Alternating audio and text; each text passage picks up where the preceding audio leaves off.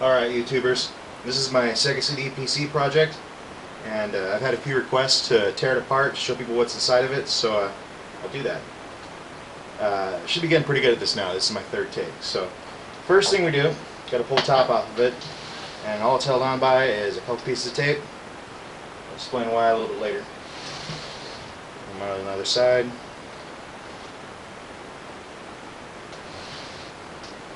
So carefully pull the top, don't tug on it too hard. Use the wires for the light, which still works, even flashes when it's on standby.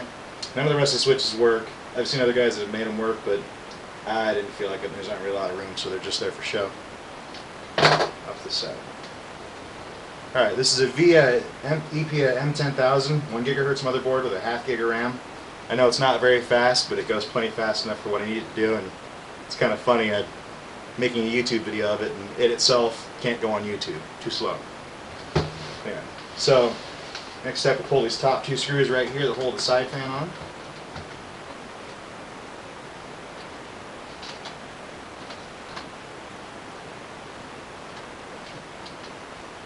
While you're here, you may as well pull the power hookups.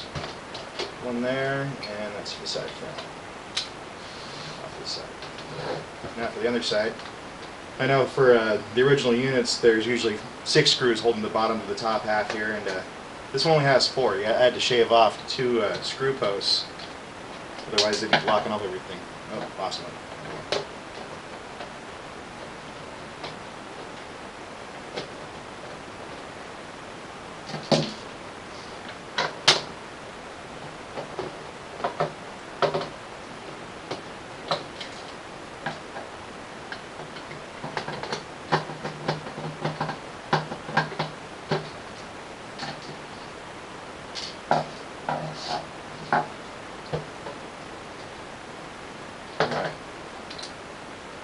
Separate the top and bottom half here.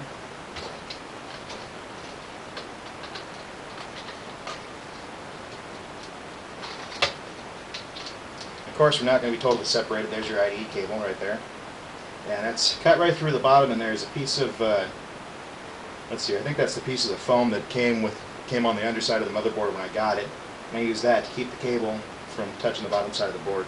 Probably a good thing, because the last thing you want is a short out right there. So push that to the side a little bit. That over there, and then 40 pin 2.5 inch to 3.5 inch IDE adapter comes with it. This wire is running the light up front. Both the lights still work, and I'm not going to take the motherboard off of here. I really don't feel like it, because it's kind of a pain in the ass to mount there in the first place. On each corner is a screw that runs all the way through the machine, which holds the top and the bottom half together here. But to get to a lot of these, you can't fit a nut driver on them. You actually have to use a very small pair of pliers, and be really careful while you're doing it not to hit any of the components that are nearby, because knock one of those off, you got to throw the thing in the trash can. So now that that's all pulled, hey, it's free, right on. Set that off to the side. Here comes the bottom half here. I guess first things first, pull the little lock switch that does nothing. Go off the side. First thing we'll do here is pull the power supply. The power supply is only held in by 3 screws. 2 of them are right here, and it's the same 2 screws that hold the fan in. Hold the fan to the power supply, and they now support the back end of the power supply.